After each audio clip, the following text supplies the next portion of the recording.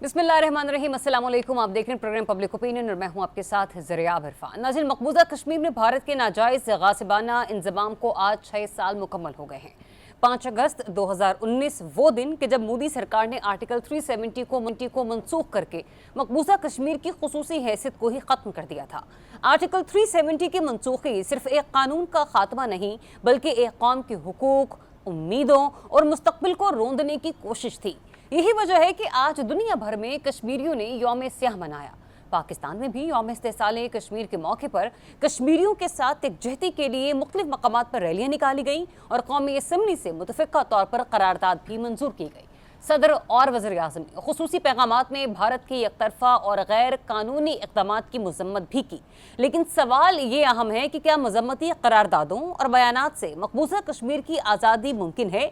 कोई शक नहीं कि ऑपरेशन बुनियानुल मरसूस की कामयाबी के बाद मसला कश्मीर एक मरतबा फिर आलमी मंजरनामे पर आलमी सतह पर उजागर हुआ।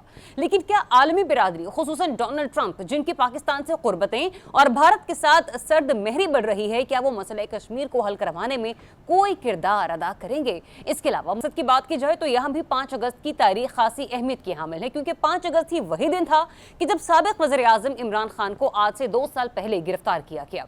यही वजह थी कि आज तहरीक इंसाफ ने मुल्क गिर एहतजाज की कॉल दे रखी थी। खैबर पख्तूनख्वा, जहां पाकिस्तान तहरीक इंसाफ की हुकूमत है, वहां तो तहरीक इंसाफ के कारकुनान निकले, लेकिन पंजाब में हुकूमती रुकावटों और गिरफ्तारियों के बायस पाकिस्तान तहरीक इंसाफ कोई बड़ा पावर शो नहीं कर पाई, जिसकी वजह से 5 अगस्त की तहरीक तो उरूज पर नहीं पहुंच पाई। अलबत्ता पाकिस्तान तहरीक इंसाफ की मुश्किलात जरूर पीक पर पहुंचती हुई हमें नजर आ रही हैं, क्योंकि आज इलेक्शन कमीशन ने 9 मई के मुकदमात में सजा के बाद कौमी असम्बली में अपोजिशन लीडर उमर अयूब और सेनेट में अपोजिशन लीडर शिबली फराज समेत 9 अरकान पार्लियामेंट को नाअहल करार दे दिया। आज की प्रोग्राम में तजिया लेंगे कि 2 साल से जेल में कैद तहरीक इंसाफ के पास ऑप्शंस क्या हैं। क्या एक दिन की एहतजाजी तहरीक से हकीकी आज़ादी हासिल हो सकती है? इन टॉपिक ज्वाइन कर रहे हैं सीनियर सहाफ़ी तजियाकार रिजवान रज़ी साहब, माजिद निज़ामी साहब, अनवर रज़ा साहब और defence analyst brigadier retired Haris Nawaz साहब भी प्रोग्राम में शामिल गुफ्तगू होंगे। सबसे पहले बात कर लेते हैं कश्मीरी बहन भाइयों के हवाले से। यूं तो ब्रिगेडियर साहब सुबह से लेकर अब तक मैं खुद भी गिनवा चुकी हूँ कि तकरीबन 2 दर्जन से ज़ायद सेमिनार्स भी हो चुके होंगे। मुज़म्मती करारदादें न सिर्फ पार्लियामेंट के फोरम से बल्कि मुख्तलिफ मकामात पर भी उनकी इंडोर्समेंट हो चुकी है। इश्तेहारात हम टीवी पर देख रहे हैं, रेडियो पर भी बयानात और पैगामात चल रहे हैं। हत्ता कि आप किसी अजीज को कॉल भी मिलाएं तो एक पैगाम चलता है 5 अगस्त के हवाले से। लेकिन मुझे ये बताएगा कि ये जितनी भी एक्टिविटीज़ हैं, क्या इससे जो हमारे कश्मीरी बहन भाई हैं उनकी तहरीक को कोई नतीजा मुस्बत सूरत हाल में मिलता हुआ आपको नजर आ रहा है? या ये चीज़ें काफ़ी होंगी उनको आज़ादी दिलाने के लिए कि जिनकी कोशिशें हम बहसीत कौम कर रहे हैं? देखें, इसमें बड़ी क्लियर बात है, ये जो मर्जी कर लें कोई फ़र्क नहीं पड़ेगा, लेकिन जितना ही बड़ी अपॉर्चुनिटी पाकिस्तान को इस वक्त मिली है, ये गॉड गिवन अपॉर्चुनिटी है। अल्लाह ताला ने पाकिस्तान को बहुत बड़ा मौका दिया है, पाकिस्तान को बहुत इज़्ज़त मिली है। इंडिया को उतनी ही रुसवाई हुई है, उतना ही मुँह काला हुआ है, उतने ही दुनिया में इनकी रुसवाई हुई है, हज़ीमत उठानी पड़ी है। जिस तरीके से पाकिस्तान की मुसल्लह फ़ौज ने इंडिया का मुँह काला किया है, इसकी ये घुटने टेकने में मजबूर हो गया और उसके बाद ट्रंप से जाकर रिक्वेस्ट की और फिर उसके बाद डी एस्केलेशन करवाई।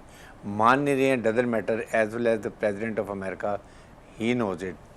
इसलिए मैं ये बात कर रहा हूँ कि इस मौके पे जब इंडिया आइसोलेट हो गया है, मिलिट्री पावर उसकी एक्सपोज हो गई है, अनट्रेन अनप्रोफेशनल फ़ौज है जो सिर्फ कश्मीरी नहाते औरतों बूढ़े बच्चों को शहीद कर सकती है।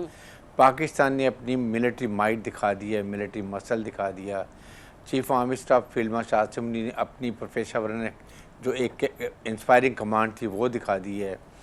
कश्मीरी नौजवानों का दिल, पूरी कश्मीरी मकबूजा कश्मीर के जो लोगों का दिल बहुत बड़ा बढ़ गया है। दे रियलाइज़ कि पाकिस्तान इसका कितनी अहम कामयाबी मिली और दुनिया में पाकिस्तान का कितना। ब्रिगेडियर साहब, जो बातें आपने की हकीकतन उनसे कोई भी बाशऊर आदमी, कोई भी बाशऊर पाकिस्तानी शहरी जो है ना, वो मुंह नहीं चुरा सकता, हाँ ना चुरा सकता है। मैं सिर्फ आप ही की बात को लेकर आप ही से ये सवाल लेना चाह रही हूँ कि जिस तरीके से आपने खुद मार्का है, खुद बुनियानुल मरसूस की कामयाबी हमारे सामने रखी, यकीनी तौर पर ये पूरी दुनिया के सामने, लेकिन सर जो हम क्या कहते हैं सिफारती सतह पर जो हमें अपनी स्ट्रेटेजी को रखना चाहिए, आपको लगता है हम उसको दुरुस्त सिमत में, दुरुस्त अंदाज में रखे हुए हैं। खुद बता रहे हैं ना आप कितनी अच्छी इंटरनेशनली अपॉर्चुनिटी पाकिस्तान को मैसर हुई है, ये इश्तेहारात देने से या एक आदि मजम्मती करारदाद, ये तो हम पिछले 6 सालों से करते आ रहे थे, इससे आगे चलकर कुछ करना पड़ेगा हमें। यही मैं बात कर रहा हूँ। देखें, इसलिए इसको कैश करने के लिए we have to do extra, हमें प्रोएक्टिव जाना पड़ेगा। ये इस तरह काम नहीं बनेगा। आपको इस वक्त हमारे फॉरेन ऑफिस को, हुकूमत पाकिस्तान को बहुत, और कश्मीर कमेटी को, इन सब को मिलके कंसर्टेड एफर्ट के साथ, यूनाइटेड नेशन में पाकिस्तान के पास सदारत है, हमें एक दफ़ा वहाँ दोबारा जाने की ज़रूरत है कि उन्होंने रियलाइज़ किया है कि अमेरिका ने रियलाइज़ किया है कि Kashmir is a nuclear flash point, इसका मसला हल होना चाहिए। नंबर 2, आपके OIC ब्लॉक जो है वहाँ पर बात करनी चाहिए। आपके यूरोपियन यूनियन में, इंग्लैंड में जाएं, वहाँ आपकी देखें ना, ये वो जो पहले टीम गई थी, वो गई थी आपकी सफारती टीम, वो जो आपका लड़ाई झगड़ा इंडिया से हुआ था उसके बारे में गई थी। हाँ जी। अभी हमें भेज देनी चाहिए थी और पूरा पूरा एक्टिव होके जी 2 न्यूक्लियर पावर में लड़ाई को रिजॉल्व करने के लिए। तो ओनली इरिटेंट इज कश्मीर। अगर ये नहीं होता आज नहीं तो कल फिर लड़ाई होगी। ये रीजन और दुनिया के लिए ख़तरा है। जितना हम इसको बढ़ा के लेके जाएंगे, जितना बताएंगे, उतना ही पाकिस्तान इस मसले को हल कर सकता है। और सेकंड, कोशिश ये करनी चाहिए कि निगोशिएशंस हो, लेकिन Kashmir has to be on the top agenda. Without Kashmir agenda we should never ever sit with Indian. जो वो चाहते हैं कि हम टेररिज्म के ऊपर बात कर लें, इकॉनमी पे बात कर लें, लाइन ऑफ कंट्रोल पे बात कर लें, लेकिन कश्मीर पे बात ना करें, तो दैट इसका मतलब कि हमने 370 और 35A को एक्सेप्ट कर लिया है। ये वो फास्ट कनिंग प्ले करना चाहते हैं। ठीक है रिजवान रज़ा साहब, मैं प्रिसाइसली आपसे एक तो ये चीज़ भी जानना चाहती हूँ कि जो आर्टिकल 370 है, इसकी वापसी का किस हद तक इम्कान है, ये पॉसिबल है भी या नहीं भी? क्योंकि कुछ एक रिसर्च डेटा मेरे पास मौजूद है, ह्यूमन राइट्स वॉच का research society of international law की रिपोर्ट ये बताती है कि भारतीय फोर्सेज ने 11 साल की बच्ची से लेकर 60 साल तक की खवातीन को भी इज्तिमाई ज़्यादती का निशाना बनाया है। भारतीय फौज कश्मीरियों की तहरीक आज़ादी को दबाने के लिए इज्तिमाई तौर पर खवातीन के साथ ज्यादतियाँ कर रही हैं। ये सवाल मैंने इसलिए आपसे बड़ा क्लियर कट पूछा कि सर ये वापसी मुमकिन है, नहीं है, हमें किस हद तक काम करना होगा कि चलें अगर ये वापसी नहीं भी मुमकिन होती तो सर ऐसी कोशिशें क्या होनी चाहिए कि कम से कम ये दुख और तकलीफ तो हमें बैठ के स्क्रीन पर शेयर ना करनी पड़े। बिल्कुल सही कह रही हैं, लेकिन मैं ज़रा थोड़ा सा लाइटर नोट से आगाज़ करना चाह रहा हूँ। ब्रिगेडियर साहब बहुत चालाक आदमी है। इन्होंने अपना बाकायदा ट्रंप को अपनी नुमाइंदगी के लिए रख लिया है। सर आज उसने 33वीं मरतबा भी कह दिया है कि जनाब पाकिस्तान ने इंडिया को हराया है और 5 तैयारे गिराए हैं। और नसीर साहब तस्बीह के दानों पर गिन रहे हैं कि ट्रंप कब कब जो है पाकिस्तान और इंडिया का नाम लेता है। रेगुलरली काउंटिंग कर रहा हूँ। आज 33 इसका फायदा उठाएं, फायदा उठाएं। वो काउंटर वाली तस्बीह नहीं होती छोटी वाली, वो ले ले। देखिए बात ये है कि इस वक्त भारत के साथ मैंने कुछ माजिद निज़ामी जैसे पढ़े लिखे लोगों से बात की है, तो वो मैं उसका अर्क आपसे अर्ज कर देता हूँ। दफ्तर खारजा में उन्होंने कहा इस वक्त भारत के यहाँ उनके बकौल ऑपरेशन संदूर जारी है, और ऑपरेशन जब उनकी जंग जारी है तो इसका मतलब है कि इस दौरान तो डायलॉग नहीं होल्ड हो सकता। जब वो जंग के खात्मे का ऐलान करेंगे तो बल्कि इसमें तो ये है कि वो जंग बंदी को वायलेट कर दें। अच्छा। तो दूसरी तरफ हमारे जो दिफाई हैं, हारिस नवाज साहब के जो शागिर्द जितने भी हैं, वो इस इंतज़ार में हैं कि भारत की तरफ से कोई वायलेशन हो तो फिर पहले से बड़ा रिस्पॉन्स जाए। ठीक। और इस दफ़ा हो सकता है कि हम बाकी किसी बॉर्डर के ऊपर ना कुछ करें, हम सिर्फ LOC में ही घुस जाएं, क्या पता। मतलब ये मुमकिनात में से है कि इस दफ़ा हमारा सारा प्रेशर LOC पे ही रहे, और LOC पे अगर हमारा प्रेशर रहता है तो हम बहुत सारा ऐसा खित्ता भी जो है उसको पाकिस्तान का आज़ाद करवा के हिस्सा बना ले, आज़ाद कश्मीर का, तो कुछ भी मुमकिनात में से है। क्योंकि इस वक्त भारत ने सिचुएशन को फ्लूइड रखा हुआ है। अब जब भी वो जंग बंदी करेगा तो फिर अल्टीमेटली उसको अपनी तरफ से वो ऑपरेशन ख़त्म करेगा, सिंदूर जो उसने नाम दिया हुआ है, तो फिर उसके बाद उसको जंगबंदी मुज़ाकरात की लेकिन टेबल पे रज़ी आना साहब पड़ेगा। जो आपने ब्रिगेडियर साहब का हवाला दिया ना कि जैसे उनके शागिर्द इस ताक में बैठे हैं कि जरा हल्की फुल्की भी शरारत की अगर भारत ने तो वो उसको दंदान शिकन जवाब देंगे। तो सर हमारी फोर्सेस तो पहले भी करती आई हैं, अब भी कर रही हैं और आज भी सरहदों पर बैठी हैं। सवाल मेरा ये है कि हम इस सिचुएशन को किस तरीके से यूटिलाइज कर पा रहे हैं। वो कहते हैं ना, कोई भी एक आम आदमी होता है, वो भी एक अच्छी अपॉर्चुनिटी देखता है तो मौके पे चौका मार देता है। सर हम किस मौके की तलाश में हैं? देखिए, हम बहुत लंबा सफ़र करके आए हैं इस मंजिल तक। हमने तो कश्मीर बनेगा पाकिस्तान का नारा भी आज़ाद कश्मीर के ऑफिशियल डॉक्यूमेंट से हटवा दिया था, जो कि अब फिर बहाल हुआ है बड़े अरसे के बाद। मेरा ख्याल है 9/11 के बाद अब जाके वो नारा बहाल हुआ है पिछले 2 साल के अंदर। हम तो मतलब कि लोगों को 5-5 हल बताते रहे हैं कश्मीर के। हम तो कश्मीर को चुनाव फार्मूला बताते रहे और ये सारा कुछ हम यूनिलैटरली के कर रहे थे। इंडिया अपने स्टांस से 1 इंच भी नहीं हिला दाएं या बाएं। हमारा काम यही है कि मैं 1993 के अंदर एक डेलीगेशन के साथ गया साउथ कोरिया। तो वो हमें सबसे पहले एक वजारत में ले गए जिसका नाम था मिनिस्ट्री ऑफ यूनिफिकेशन, और वो वहाँ पे बाकायदा वजारत कायम थी। उन्होंने कहा जी ये वजारत जो है ये पहले दिन से कायम है और तब तक कायम रहेगी जब तक नॉर्थ और साउथ कोरिया आपस में मुत्तहिद नहीं हो जाते, दोबारा मिल नहीं जाते।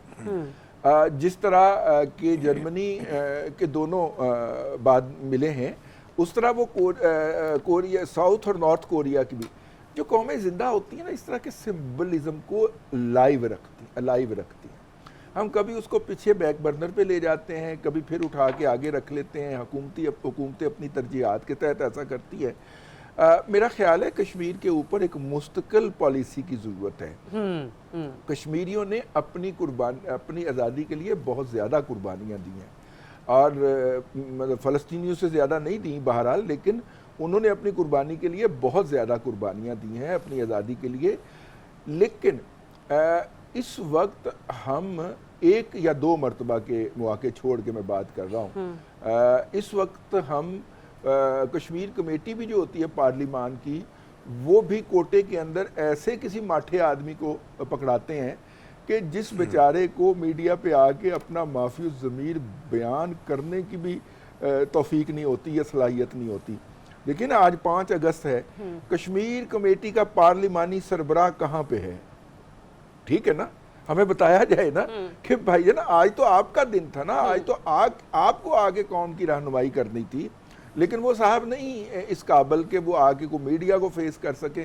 लेकिन चूंकि कोटा है, उस कोटे के तहत उन्हें वो पार्लिमानी कमेटी दे दी गई है। वो पार्लियामेंट के अंदर जिस तरह की को जो भी पार्लिमानी पार्टियों की बंदरबांट होती है। कहने का मतलब ये है कि देखिए, इस तरह के कोटा सिस्टम से इसको निकालना होगा। मुसद्दक मलिक जैसा या एहसन इकबाल जैसा कोई वजीर हो या कोई एलिक्वेंट बंदा हो, उसको आप कश्मीर कमेटी दीजिए ताकि वो कश्मीर के काज को पार्लिमानी प्लेटफॉर्म से लेके आलमी सतह पे जाए। आगे बात आ गई अक़वाम मुत्तहिदा की। सर, अक़वाम मुत्तहिदा में हम अपना केस कितनी दफ़ा साबित करें? हमने हर मौके के ऊपर अक़वाम मुत्तहिदा में अपना केस साबित किया है और भारत हर मौके के ऊपर अक़वाम मुत्तहिदा से भाग जाता है। तो अब चले इस अच्छा वक्त जहाँ पे लग के जरा थोड़ा बहुत केस लगा है, उस तरफ अब अच्छा मौका है, उस तरफ की बात कर लेते हैं। आउट ऑफ कोर्ट सेटलमेंट होने लगा है। आउट ऑफ अक़वाम मुत्तहिदा अगर सेटलमेंट की कोई सूरत निकलती है तो पाकिस्तान को यकीनन उसके ऊपर दबाव डालना चाहिए। ठीक है, मैं इस पर भी ओपिनियन ले लेती हूँ। माजिद निज़ाम साहब, गुफ्तगू आपने सारी सुनी। आउट ऑफ कोर्ट सेटलमेंट कब कैसे पॉसिबल हो सकती है? क्योंकि यहाँ तो बेशक अगर हम इसको थोड़ा सा पॉजिटिव वे में भी देखें तो उसका कोई दूसरा नुक्ता भी है ना, कि जिस तरीके से भारत और अमेरिका के दरमियान सर्द महरी बढ़ रही है, टैरिफ उन पर ज़्यादा है, हम पर कम है, हमारी तरफ कुर्बतें ज़्यादा है, वहाँ पर मामला थोड़े ख़राब हैं। चले, आई विश ऐसा ही हो, लेकिन वो कहते हैं कि हमें भी ज़रा फूंक फूंक के कदम रखना होगा। ये भारत अमेरिका के जो दांत खाने के कुछ और हैं, खाने के कुछ और हैं। तो निज़ामी साहब, मुझे ये बताइएगा, जब वहाँ पर मामलात इतने अच्छे नहीं हैं तो क्यों कर भारत कोई भी अपनी जो है ना वो इंटरेस्ट शो करेगा कि मसला कश्मीर कैसा है, कब हल होना है, कहाँ पे बैठ के करना है, कौन सी कुव्वतें करेंगी, किससे बात करनी है? जी बिल्कुल, मेरे ख्याल में तो मामला बिल्कुल बरअक्स है। और चूँकि भारत का कश्मीर पर कब्ज़ा है और अक़वाम मुत्तहिदा की जितनी करारदादें हैं उनमें ये चीज़ें इस्तिस्वाब राय की, हक़ खुद इरादियत की तो मौजूद हैं। यहाँ तक कि उसके अंदर मुसल्ला जद्दोजहद का लफ्ज़ भी मौजूद है कि आप इंक्लूडिंग आर्म स्ट्रगल जो है वो किसी भी मामले में कर सकते हैं, और ये कश्मीर के लिए नहीं है, पूरी दुनिया के किसी भी मुल्क के लिए है। तो जब हम एक माजरत खाना कश्मीर पॉलिसी बनाएंगे जो कि गैर पायदार होगी, जो कभी बुझ जाएगी, कभी जल जाएगी, कभी वो शोला होगी, कभी वो चिंगारी होगी, तो फिर उसका नुकसान होगा। और उसका नुकसान ये हुआ है कि इस दफ़ा कश्मीर में वैली की जो 2 सीट्स हैं जिस पे शेख रशीद और दूसरे आगा रूहुल्लाह कामयाब हुए हैं, वहाँ पर टर्न आउट बढ़ गया है। तो क्या इसका मतलब ये है कि कश्मीरी पाकिस्तान से मायूस हो चुके हैं? क्या वो ये समझ बैठे हैं कि अब पाकिस्तान की जानिब से हमें कोई इतनी बड़ी हमायत नहीं मिलेगी? दूसरी तरफ अमरीकी वज़ीर ख़ारजा जिन्होंने पुलवामा हमले को मीडिएट करवाया था, उन्होंने अपनी किताब में इसकी सारी तफसील लिखी है, और ऐसा लगता है कि जो आलमी क़ुव्वतें हैं वो इस हद तक तो इंटरेस्टेड हैं कि 2 एटमी जंग मुल्क आपस में ना लड़ें, एक हद से उनकी लड़ाई आगे ना बढ़े, लेकिन कश्मीर के तस्फिये के लिए जो कोशिश अमेरिका की जानिब से की जानी चाहिए वो नज़र नहीं आ रही। तो इसलिए ये समझना कि शायद अक़वाम मुत्तहिदा की करारदादों के अलावा हम कुछ ऐसा हासिल कर लेंगे, इसी बुनियाद पर, इसी उम्मीद पर शिमला मुआहिदा भी किया गया था। और इस वक्त इंडिया सबसे बड़ा जो पॉइंट रेज़ करता है वो ये कहता है कि आपने शिमला मुआहिदे में ख़ुद इन चीज़ों को ना मानने की बात भी की थी। तो मैं समझता हूँ कि पाकिस्तान की जानिब से हमें आज के दिन थोड़ा सा अपने गरेबान में झांकना चाहिए। जिस तरह यहाँ पर नेशनल असम्बली की परफॉर्मेंस की बात हुई, तो राना कासिम नून जो स्पेशल पार्लियामेंट्री कमेटी के सरबराह हैं कश्मीर कमेटी के, उनको किसने अपॉइंट किया? तो सवाल तो उससे होना चाहिए कि भाई तुम ऐसे किस MNA को यहाँ पे अपॉइंट कर रहे हो कि जो अपनी तरफ से अपनी कमेटी का केस प्रेजेंट ही नहीं कर सकता? तो सवाल तो उनसे होना चाहिए जिन्होंने उसको अपॉइंट किया। तो मेरी राय में पार्लियामान की जानिब से जिस तरह पहले बिलावल भुट्टो जरदारी की तरह से कुछ वफूद तश्कील दिए गए, अब भी पार्लियामेंट की तरफ से इस चीज़ के ऊपर मेरा ख्याल है तेज़ी आनी चाहिए। और दूसरी जानिब कश्मीर के हवाले से हम जितना भी प्रेशर अमेरिका पे डाल सकते हैं, जो इस वक्त एक उम्मीद मौजूद है, उसको भी कर लेना चाहिए, लेकिन मुझे उस ऑप्शन के अंदर कोई इतनी जान नहीं लगती। अनवर रज़ा साहब, आपको क्या ऑप्शन नज़र आ रही है? क्योंकि हमने खालिस्तान तहरीक को भी देखा ना, अब तो वहाँ पे भी सिखों के हवाले से खुद डोनाल्ड ट्रंप भी थोड़े से हमें मुतहरिक होते हुए नज़र आए, और जिस तरीके से वो अपना शोल्डर भी प्रोवाइड कर रहे हैं, और अब तो वो भी अपने रेफरेंडम को पहुँचने पर हैं। मतलब कहीं ना कहीं वो कहते हैं ना कि देर आए दुरुस्त आए। लेकिन ये कश्मीर का मसला आपकी नज़र में, आपका अपना तबसरा और तज्जिया क्या कहता है कि सर किस तरीके से मामलात, ये स्कोर जो है वो सेटल हो सकता है, नो मैटर व्हाट, कि कश्मीर का फैसला पाकिस्तानियों ने करना है या कश्मीर का फैसला भारतीयों ने करना है? सर कश्मीरी खुद भी तो कर सकते हैं ना अपनी ज़िंदगियों का फैसला, लेकिन वो हालात, वो मामलात, ये उस तक ये गुफ्तगू पहुँचेगी कैसे? ज़रा बहुत शुक्रिया। देखिए, हम माजी के दरीचों में जाकर कश्मीरियों पर के ज़ख्मों पर नमक पाशी नहीं करना चाहते। यहाँ पर दोस्तों ने बात की कि कश्मीर में किस तरह, बात दुरुस्त है कि ये हमें सोचने की, समझने की ज़रूरत है कि आप कश्मीर के मामले को किसी को सरबराही देते हैं तो फिर उसे कश्मीर के इशू का पता भी होना चाहिए। अनफॉर्चुनेटली हमें, आप चलिए हम फिर भी उस पर बात नहीं करते, ये देखते हैं कि इस जंग के बाद पाकिस्तान को एक एज हासिल है, अल्लाह ताला ने हमें एक गोल्डन अपॉर्चुनिटी दी है। हमें चाहिए क्या, हम इसके सोल्यूशन की तरफ चलते हैं, क्योंकि दुनिया भर में कश्मीर का मसला हाईलाइट हो गया कि आपको वजारत खारजा, कश्मीरी क़यादत और ऐसे इंटेलेक्चुअल्स पर मबनी एक पार्लिमानी नहीं, दीगर लोगों को भी शामिल कीजिए, एक डेलीगेशन तरतीब दीजिए, 2 दीजिए, 3 दीजिए, आप इन डेलीगेशंस को बाहर भेजिए। अनफॉर्चुनेटली हमारे यहाँ जो हमारा डिप्लोमेटिक स्टाफ होता है बाहर, वो लोग कश्मीर के इशू को जानते नहीं, कश्मीर पर बात ही नहीं कर सकते। तो मैं समझता हूँ कि अल्लाह ताला ने हमें जो अपॉर्चुनिटी दी है इसे अवेल करने की ज़रूरत है। आप इसे कोर इशू समझिए, इसे आगे डेलीगेशन तरतीब दीजिए, और ये डेलीगेशन दुनिया भर में जाए, उन ममालिक में जाए जहाँ पर हम जाकर कश्मीर के इशू को हाईलाइट कर सकते हैं। देखिए, ये भी पहली मरतबा हुआ है कि इतना खुलकर डोनाल्ड ट्रंप जो है, अमेरिकी जो प्रेसिडेंट हैं, वो भारत के बारे में बात कर रहे हैं, हिंदुस्तान के बारे में बात कर रहे हैं। अब आपको क्या चाहिए कि आप मकबूजा कश्मीर में होने वाली जो इंसानी हकूक़ की खिलाफ वर्जियाँ हैं उनको उजागर कीजिए, 70-75 बरस से जो कुछ कश्मीर में हो रहा है उसको हाईलाइट कीजिए। इसके साथ साथ पाकिस्तान के अंदर जिस तरह दारंदाजी की जा रही है, पाकिस्तान में दहशतगर्दी हिंदुस्तान की तरफ की जा रही है, उसको हाईलाइट कीजिए। देखिए ये बहुत कुछ करने की ज़रूरत है। मैं समझता हूँ इसके साथ साथ जो हमारे सेंट्रल एशिया और दीगर ममालिक हैं, मसलन आप देखिए श्रीलंका हो गया, नेपाल हो गया, कि जो इंडिया मुखालिफ ममालिक हैं, गो कि इनकी वो दुनिया भर में हैसियत शायद नहीं होगी, ना बात सुनी जाएगी, लेकिन कम अज़ कम आपको इनको भी अपने साथ शामिल करने की जरूरत है। जहाँ पर आपने दीगर चीजों की निशानदेही की, मैं वहाँ पर एक चीज और यहाँ पे हाईलाइट करना चाहूंगी ताकि आप उस पर भी गुफ्तगू कर सकें कि हमारा जो इंटरनेशनल डायस्पोरा है सर, जहाँ जहाँ पाकिस्तान की एम्बेसीज मौजूद हैं, कहीं पर कोई ऐसी खबर सुनने को नहीं मिलती कि एम्बेसीज की तरफ से इस मामले को इस तरीके से उजागर किया गया हो, या जिस तरीके से हमने देखा है सुबह से लेकर अब तक, जिसमें कहा ना कि दर्जनों में तो खुद आपको एहतजाजी रैलियां गिनवा चुकी हूँ और इश्तेहारात और ये वो जो भी कुछ हुआ। सर कोई तो इंटरनेशनल एक्टिविटीज ऐसी होनी चाहिए ना मुस्लिम ममालिक में। पाकिस्तान एम्बेसीज तो हर जगह पर मौजूद है। जरा आप ये करते कौन है? वहाँ पर जो हमारे कश्मीरी हैं वो तो बाहर निकलते हैं, प्रोटेस्ट करते हैं और कश्मीर का मसला उजागर करते हैं। असल बात क्या है कि हमारी हुकूमत की अदम दिलचस्पी होती है, हम डे भी सही तरह से नहीं मना सकते। देखिए ना, एम्बेसीज के अंदर ऑफिशियली अगर आप कहें कि कश्मीर डे को हमने बड़े अच्छे तरीके से सेलिब्रेट करना है, आप जो हमारी वहाँ पर एम्बेसीज है, सफारत खाने हैं बाहर, वहाँ पर आप इसे सेलिब्रेट कीजिए, दुनिया को बताइए। वहाँ पर आप लोगों को, जो इंटेलेक्चुअल्स हैं बैरूनी दुनिया के, उन लोगों को इनवाइट कीजिए, उनको बताइए। अच्छा, इसके साथ साथ जो हमारा डायस्पोरा है वो लोग तो बाहर निकलते हैं, बात करते हैं, कश्मीर की बात करते हैं। देखिए अगर आप इसको मुनज़्ज़म तरीके से, हर तरीके से अगर उजागर करेंगे तो ये मसला मजीद हाईलाइट होगा। देखिए आपको डेलीगेशन भेजने चाहिए। एम्बेसीज के लोग करते क्या है, हमारे वहाँ पर जो डिप्लोमेटिक कोर स्टाफ है वो करता क्या है, उनको इन इश्यूज का पता ही नहीं। जरा आप उसकी निस्बत अगर आप देखें तो $बिलियन ऑफ स्पेंड किए हुए हैं हिंदुस्तान ने, वो उनका जो प्रोपेगेंडा है मकबूजा कश्मीर के हवाले से वो हकीकत लगता है, और हमारी जो हकीकत है वो शायद मेरी शायद बात यहाँ पे कुछ लोगों को बुरी लग रही है, जो शायद वही बात आ गई ना कि एक अलग मौक़िफ़ रखने वाले हैं। और लेकिन मैं पैनलिस्ट के सामने बात जरूर रखना चाहूँगी, इंटरनेशनल डायस्पोरा का भी जिक्र कर रहे हैं। अक्सर औकात किसी सफारती सतह पर कुछ ना कुछ देखने को भी मिलता है, कश्मीरी गाने जो तराने हैं वो बजाए जा रहे होते हैं, टैबलोज पेश किए जा रहे होते हैं, खाके दिए जा रहे होते हैं, बच्चे हों या बच्चियां हों उनको वो थोड़ी सी वो फैंसी ड्रेसिंग करवा कर इस तरीके से हम लोग इन चीज़ों को हाईलाइट कर। तो मेरे ख्याल से हम लोगों को स्ट्रैटेजी तब्दील करने की ज़रूरत है कि अमलन हम लोग इस मामले को कैसे उजागर कर सकते हैं। इन चीज़ों से ये कश्मीर के मामले हल नहीं होने वाले। एक ब्रेक लेते हैं, ब्रेक के बाद आपको फिर से ज्वाइन करेंगे। Stay tuned.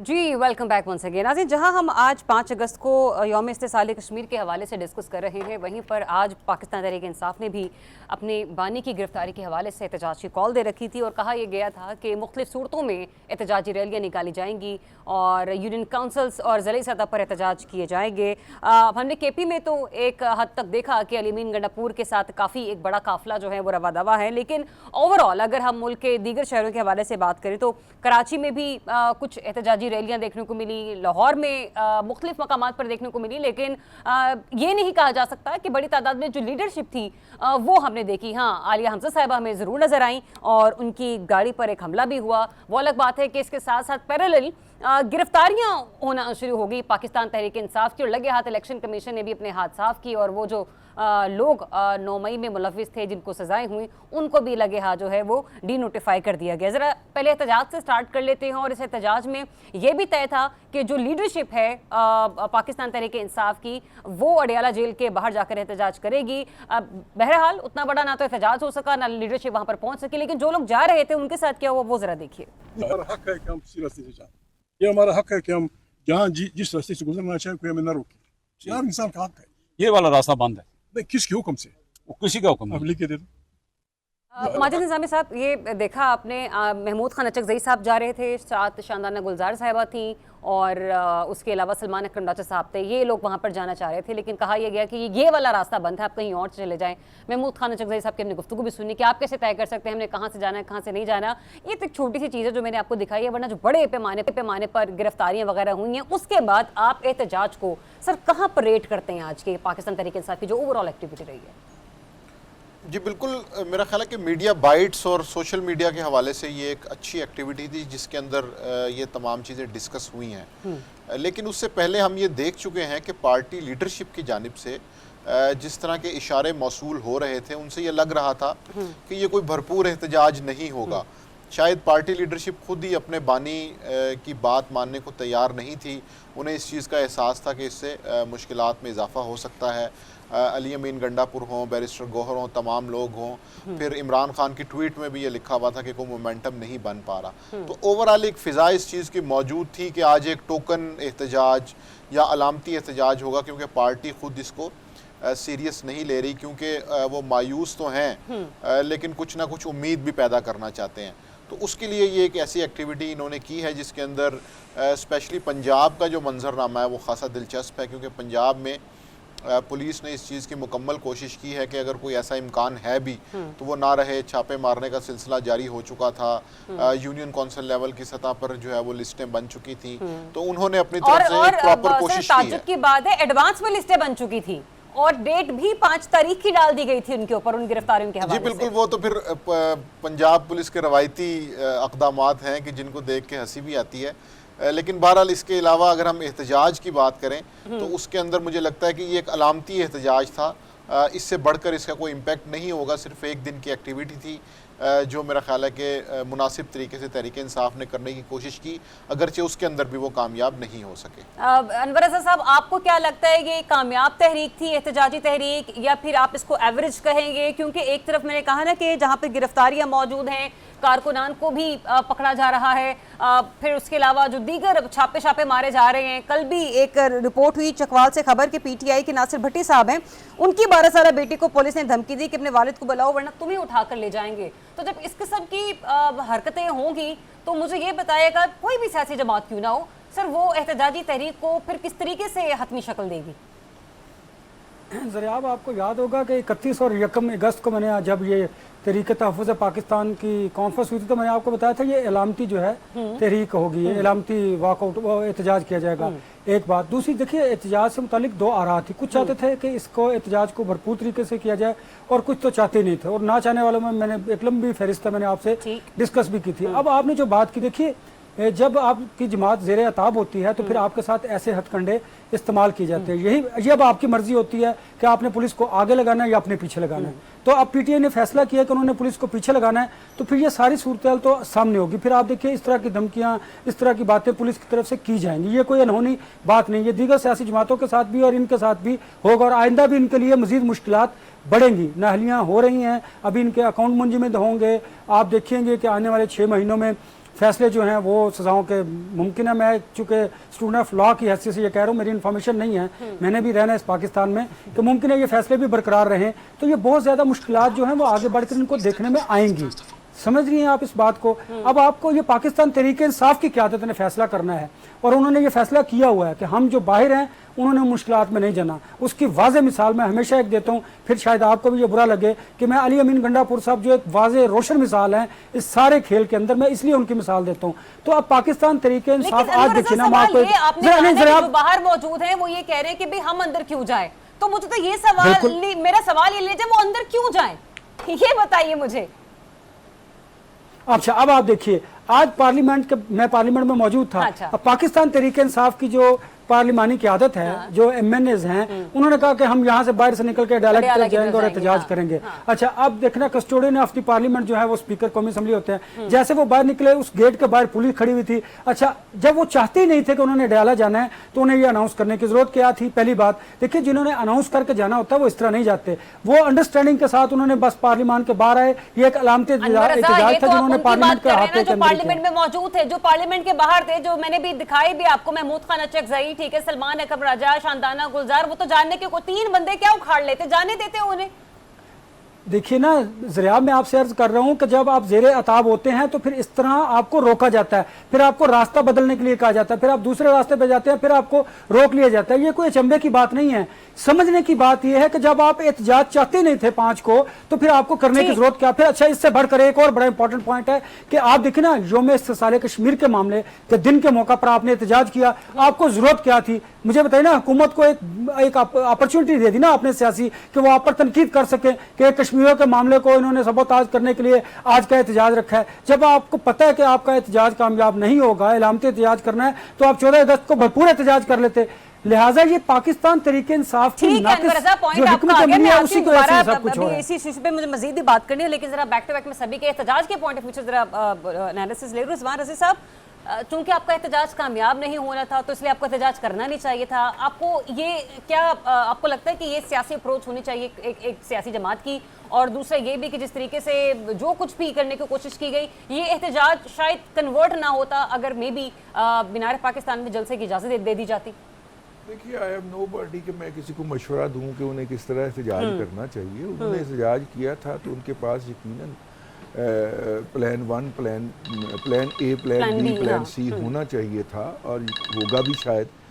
लेकिन जिस अमर का शदीद तरीके से आज पीटीआई की सफ़ों के अंदर फुकदान नज़र आया, वो यकजहती कह लें या यकरंगी कह लें या एक सोच कह लें। अच्छा। मतलब मुश्तरका सोच का फुकदान नज़र आया। कुछ लोग कुछ करना चाह रहे थे, कुछ लोग कुछ करना चाह रहे थे। मैं इसे इस हवाले से पॉजिटिव समझता हूँ कि जिसने जो मुनासिब समझा वो किया, उसने किया तो सही। जो बाहर निकल के एहतजाज करने को मुनासिब समझता था वो भले 2-3 गाड़ियों में लोग बिठा के निकला और अपनी मतलब डीएचए के अंदर चक्कर लगा के वापस चला गया और वीडियो बना के अपलोड कर दी। लेकिन चलिए, उसने अपने तई अपनी बसात के मुताबिक एहतजाज तो किया। लेकिन इस तरह का जो भी एहतजाज हो वो मौसर तब हुआ करता है कि जो छोटे छोटे जुलूस होते हैं वो एक बड़े जुलूस के साथ जाके जम होते हैं और उसका हिस्सा बनते हैं और फिर वो मरकजी जगह पे वो जुलूस पहुंच के कोई जलसा वगैरह करके ख़त्म हो जाता है। पेशावर के पाकिस्तान में किसी भी जगह पे इस तरह की कोई प्लानिंग हमें नज़र नहीं आई। अली अमीन गंडापुर साहब ने कहा कि जनाब हर ज़िले के लेवल के ऊपर होगा और वो जो जुनैद अकबर साहब हैं उनको उन्होंने एक दूर पार का ज़िला दे दिया और कहा कि आप वहाँ पे जाके ज़िलाई जुलूस की सदारत करेंगे और पेशावर वाले जुलूस की सदारत मैं करूँगा। अभी मैं वीडियो देख रहा था कि वो उसी जुलूस की जो पेशावर में निकाला गया उसकी इमामत करते हुए चल रहे हैं, आगे की तरफ जा रहे हैं, कंटेनर पे खड़े हुए हाथ हिला रहे हैं। उन्होंने इस तरह मुनासिब समझा। लेकिन ये जितने भी ये स्कैटर्ड किस्म के प्रोटेस्ट थे, इनका वो एक जो यूनिफाइड इम्पैक्ट होता है वो नहीं हो पाता और वो नहीं हो पाया। इस बात को हमें जो है इस तरह से देखना मतलब होगा। हकीकत को भी देखना पड़ेगा। आप सही कह रहे हैं, तज्ज़िये के साथ साथ जाहिर सी बात है हमें आंखों के सामने सब कुछ मैं रखना अपनी राय पड़ेगा। दे रहा हूँ कि वो जो एक इम्पैक्ट क्रिएट होना था वो नहीं हो पाया। ठीक है, एक बात। नंबर दूसरी बात देखिए। अच्छा रज़ी साहब एक मिनट, मैं आती हूँ। मैंने कहा ना कि मैं मुझे मजीद इस मामले पे बात करनी है, स्पेसिफिकली मैं एहतजाज के हवाले से बात कर रही हूँ। ब्रिगेडियर साहब, इम्पैक्ट को कैसे एक्सेप्ट किया जाएगा कि अच्छा ये हो जाता तो हम कह सकते हैं कि इस एहतजाज का इम्पैक्ट आया, वो पैमाना क्या होगा, हम कैसे उस चीज़ को जो है ना वो समझ पाएंगे? क्योंकि रात गए ही बताया गया, पाकिस्तान तहरीक इंसाफ की लीडरशिप भी बता रही थी कि 300 के करीब जो है वो हमारे कारकुनान की गिरफ्तारियां अमल में लाई गई हैं। मतलब फिर ये है कि दोबारा से पहले ही 9 मई वाले जो हैं बच्चे भुगत रहे हैं केसेस को। अभी भी आपको पता है 196 के करीब सजाएं हुई हैं कुछ लोगों को, जिसमें MNAs, MPs, सेनेटर्स भी शामिल हैं। फिर दोबारा से गिरफ्तारियां हो जाए, मतलब उन्होंने तो अपने कारकुनान बचाने भी हैं, उन्होंने अपनी लीडरशिप को भी बचाना है, एहतजाज भी करना है। फिर क्या स्ट्रेटेजी रहेगी इन लोगों की? फिर क्या उसको कैसे हम लोग फोर्स ही करेंगे कि एहतजाज हुआ नहीं हुआ, नाकाम था कामयाब था? देखें, इसमें 2-3 बातें हैं, वी मस्ट अंडरस्टैंड। ये इसमें पीटीआई की अपनी बहुत बड़ी गलती है। 22 नवंबर और 26 नवंबर को जो इन्होंने किया इस्लामाबाद में, वहाँ से इन्होंने अपनी पार्टी का मोमेंटम ब्रेक कर दिया, अपने पार्टी को नुकसान पहुँचाया, अपनी पार्टी के कारकुनों का मोराल डाउन किया और उसके बाद से आज तक ये पार्टी दोबारा ठहर नहीं सकी है क्योंकि उनकी सारी लीडरशिप उस वक्त भी अरेस्ट हो गई। हाँ जी। अभी भी आपके सब कुछ सजाएं एंड मौके पे उन्होंने दिए। देर वो स्ट्रेटजाइज करके देखें, जो PMLN चाहती थी एग्जैक्टली पीटीआई ने वही कुछ किया।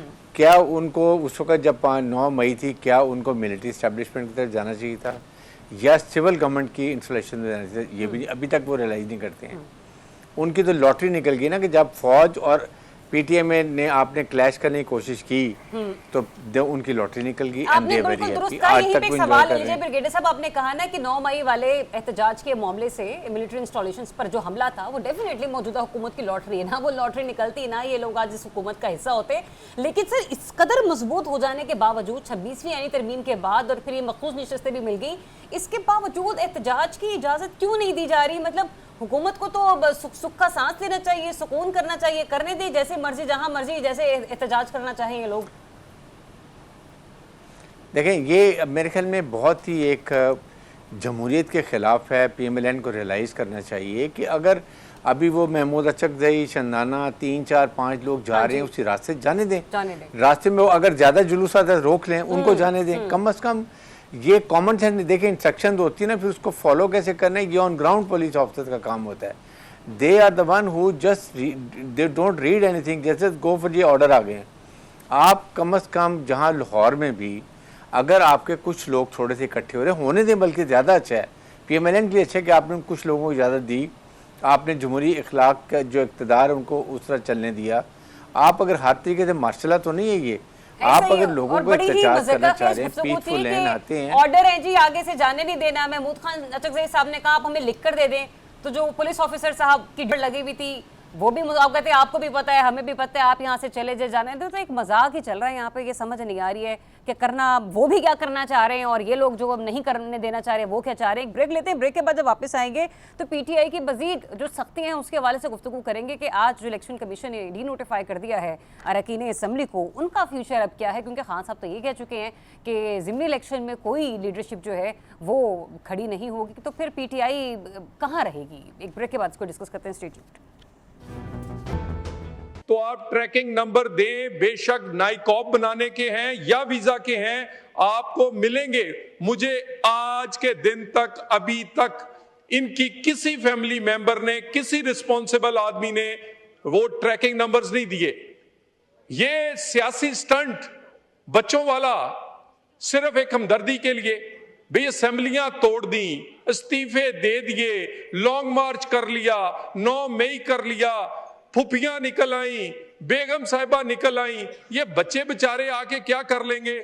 जी, तलाल चौधरी साहब की अपने गुफ्तगू सुनी पार्लियामेंट के फोरम पर, वो ये बात कर रहे थे कि हमसे अभी तक किसी ने रब्ता नहीं किया इमरान खान साहब के साहबजादों के हवाले से, ना उनके वीज़ाज़ के जो ट्रैकिंग नंबर हैं वो हमसे शेयर किए गए हैं। फुपियाँ मतलब इनके जो बहनें हैं वो निकल आईं, बेगम एहतजाज के लिए निकल आएँ। अगर कासिम और सुलेमान भी आ जाते तो वो बेचारे बच्चे क्या कर लेंगे। लेकिन मेरा तलाल चौधरी साहब से भी एक सवाल है कि आपसे एक जलसे की तो इजाज़त मांगी थी, वो तो आपने करने नहीं दिया, वीज़ा पासपोर्ट आप मांग रहे। बहरहाल आगे चलते हैं। रिजवान रशीद साहब, मुझे ये बताइएगा, 2 साल से कैद हैं बानी पीटे, आज तो 2 साल पूरे होने को आगे ना, और एहतजाजी इलामती एहतजाज भी किया गया, जगह जगह हमने देखा। तो ऑप्शंस क्या रह गई हैं पाकिस्तान तहरीक इंसाफ के पास? मैं अगर कासिम और सुलेमान को भी बीच में मिला लूँ तो भी आप मुझे बता दीजिए। और दूसरा ये भी, क्योंकि आज भी आपने देखा ना इलेक्शन कमीशन ने डी नोटिफाई कर दी, अब तो सर ना अहलियत तो छोड़ें, गिरफ्तारियों का सिलसिला सिरे से शुरू हुआ जाता है। ज़ाहिर है जो जिन लोगों को सज़ाएं हुई हैं उन्हें अगर अपील करनी है तो उन्हें गिरफ्तारी देना होगी, और जब तक उनकी अपील टेकअप नहीं होती उन्हें बिहाइंड द बार रहना होगा। लेकिन जहाँ तक ये बात है, हमारे दोस्त हैं, मैं उनका नाम ले देता हूँ, मुमताज़ भट्टी साहब सीनियर तजिया कार हैं, एडिटर भी हैं दिन न्यूज़ के इस्लामाबाद के अंदर। उन्होंने पिछले दिनों एक इंकशाफ किया है और मेरी उनकी शर्त लगी हुई है।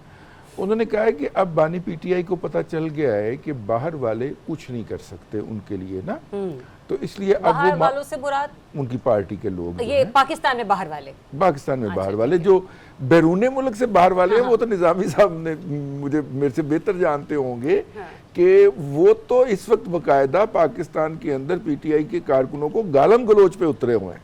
अच्छा, बाहर वाले यहाँ की क़यादत को, जो खुद यहाँ से फरार हो गए किसी न किसी बहाने, खोते पे बैठ के, घोड़े पे बैठ के, और वो वहां पे बैठ के अब कारकुनों को गालियां दे रहे हैं कि ये निकले नहीं। लेकिन मैं उनकी तरफ नहीं, बाहर वालों से मुराद ये है, हाँ बस मैं मुख्तसर, तो उनका ये ख्याल है कि बानी PTI अगले 3 माह के अंदर 90 दिन के अंदर उन्होंने, और इस 90 दिन को शुरू हुए को 11 दिन गुजर चुके हैं, वो अपने मामला सेटल कर लेंगे। अच्छा, अगले 90 दिन के अंदर, अगले 90 दिन के अंदर, तारीख के बाद अगले 90 दिन जो है नहीं, ये उनका, मैं आप साथ में बंदा भी कोट कर रहा हूँ।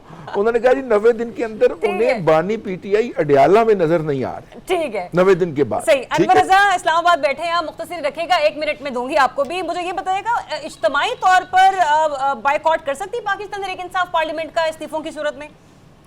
जरा आप अगर आप रजी साहब पे मुझे कमेंट करने दें हाँ। तो रजी साहब ने जो बात की ना अडयाला में नजर नहीं आ रहे तो इस्लामाबाद में जेल भर रही है, शायद उनको उधर मुंतकिल कर दें, वो नजर न आने की वजह ये हो सकती है। अच्छा खैर, जो आपने सवाल किया, देखिए ये एक इनकी ये मुमकिन नहीं है इज्तिमाई इस्तीफों वाली बात। अच्छा। अगर ये इज्तिमाई इस्तीफों पर आगे बढ़ने की कोशिश भी करेंगे तो समझें कि अपने पाँव पर कुल्हाड़ा मारेंगे, कुल्हाड़ी भी नहीं। आप अंदाजा लगाइए कि आपको पार्लिमानी मुमकिन ही नहीं कि अभी रिलीफ की, मुझे तो दूर दूर तक कोई बानी पीटीआई को रिलीफ नजर नहीं आता, मुझे दिखाई नहीं देता। उसकी वजह आप देखिएगा आने वाले दिनों में जो सजाएं नीचे कोर्ट से हुई हैं ऊपर वाले कोर्ट में भी शायद वो बरकरार रहे। फिर आप नहलियाँ देख रही हैं, फिर आप देख रहे हैं नहलियों के बाद आप देखेंगे ज़िमनी इंतखाबात होंगे, ज़िमनी इंतखाबात में ना जाने की बातें की जा रही हैं।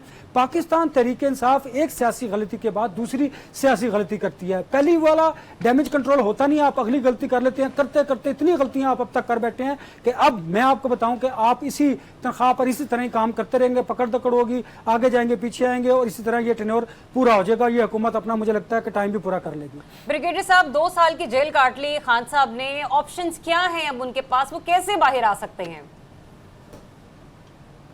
देखें, अगर पहले से ही आज से 22 नवंबर जो किया, 26 नवंबर किया, उनकी बुशरा बेगम ने जो किया, अगर वो ना करती, मेरे ख्याल में उस वक्त हालात बेहतर हो रहे थे।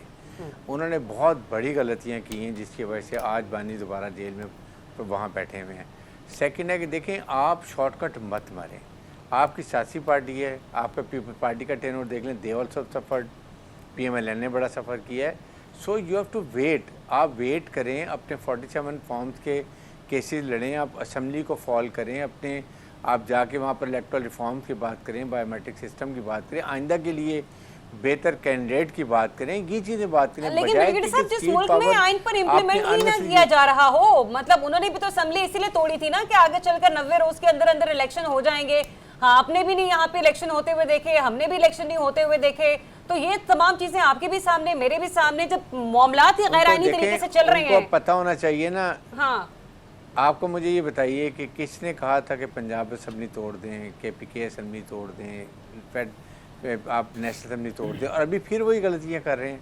आपको रेलेवेंट सर, उन्होंने जो गलतियां की वो सो की, लेकिन दूसरी तरफ भी तो आप देखें ना कि आइन तोड़ने की गलती नहीं है, वो लाइसेंस किसने दिया? उसके बाद आप तो देखें ना, वो डेमोक्रेटिक प्रोसेस चल रहा है ना, अभी तो आइन की बात नहीं है, ये भी तो आपकी प्रोसेस चल रहा है डेमोक्रेटिक वे से। सर, डेमोक्रेटिक प्रोसेस नहीं है, हुकूमत वाले कहते हैं हाइब्रिड रिजीम है, आप डेमोक्रेटिक कह रहे हैं, प्रोसेस चल रहा है। देखें, बात यह है कि अगर आपकी पॉलिटिकल पार्टी है, आपने जो बात करनी है पॉलिटिकल पार्टी से बात करनी है। पॉलिटिकल पार्टी अगर आप कहते हैं पावर नहीं है, चले वो खुद ब खुद एस्टेब्लिशमेंट से बात करेंगे। आप प्रोसेस तो स्टार्ट करें ना, आप तो बात ही नहीं करते हैं, आप फौज को गालियाँ देते हैं, फौज को बुरा भला कहते हैं, और आप कहते हैं मैंने उनसे बात भी करी। तो how so they say we don't want to talk it. आप पॉलिटिकल प्रोसेस स्टार्ट करें, आप स्टार्ट तो करें ना, आप नहीं करते हैं। That is how they the party suffering. अच्छा, एक मिनट, आपने कहा पॉलिटिकल प्रोसेस स्टार्ट करें, मैं माजिद निजामी साहब की से ये सवाल का जवाब, मतलब से इस सवाल का भी जवाब आने जो पॉलिटिकल प्रोसेस कैसे स्टार्ट होगा, क्योंकि ये भी आपको पता है ना, ये तहरीक तहफ़्फ़ुज़ आइन पाकिस्तान वालों ने एक जलसा, सॉरी एक वो कॉन्फ्रेंस ही करनी थी, तो रोते पिटते मुस्तफ़ा नवाज खोखर साहब को अपना घर का इंतखाब करना पड़ा, बाहर तो उन बेचारों को कहीं जगह नहीं मिल रही थी। अपोजिशन की जमातों से ये हुकूमत डायलॉग ही नहीं करना चाह रही, PTI को तो चले छोड़ ही दें। और फिर दूसरा मेरा जो सवाल, जो मेरा बेसिक क्वेश्चन है कि ऑप्शंस क्या हैं जी खान साहब के पास, कैसे रिहाई मुमकिन है? जी, इस वक्त मेरा ख्याल है कुछ बेसिक प्रिंसिपल्स ड्रॉ करने पड़ेंगे, और आज उसकी बड़ी अच्छी एग्जांपल सामने आई है। मिसाल के तौर पे पंजाब असम्बली के आज 8 से 9 तहरीक इंसाफ के MPs को गिरफ्तार किया गया है, कुछ लोगों पर तशद्दुद भी हुआ है। तो उस पर स्पीकर पंजाब असम्बली मलिक अहमद खान ने बड़ा स्ट्रिक्ट एक्शन लिया, और उन्होंने कहा कि इन सब लोगों को रिहा किया जाए, इनके ऊपर आज की FIRs दर्ज नहीं होंगी। तो अगर आप इस तरह के कस्टोडियन ऑफ हाउस बनेंगे तो डेफिनेटली नेशनल असम्बली के अंदर भी आप एक पॉजिटिव चेंज लेके आ सकते हैं। लेकिन वहाँ पर जिस तरह के स्पाइनलेस कस्टोडियन हैं जिन्होंने आज गेट को ही ताला लगा दिया, तो उसके बाद गवर्नमेंट साइड से भी मेरा ख्याल है कि इस तरह की जो इक़दामात हैं उनकी शेख वक़ास अकरम साहब की तो नशिस्त खाली होने के हवाले से गुफ्तगू भी वहाँ पे चल पड़ी है। तो जब आप पॉलिटिकल प्रोसेस को चलाने की बात करते हैं तो फिर गवर्नमेंट साइड को भी कुछ ना कुछ ऐसे रूल्स एंड रेगुलेशंस बनाने पड़ेंगे कि जिसके अंदर एटलीस्ट वो पॉलिटिक्स को तरजीह दें, उसको अहमियत दें। अगर तो पार्लियामेंट हाउस के अंदर से ही लोग गिरफ्तार होंगे और उसके बाद किसी इलेक्ट्रीशियन को और जनरेटर चलाने वाले को उसकी सज़ा होगी, तो फिर मेरा ख्याल है सिस्टम ठीक नहीं हो सकता। चलो ये सिस्टम कैसे ठीक हो सकता है ये तो आने वाला वक्त ही बताएगा, पर हम दुआ गो हैं कि पाकिस्तान में अमन रहे, में सुकून रहे। इजाज़त दीजिए, अपना बहुत सा ख्याल रखिए। अल्लाह हाफिज़।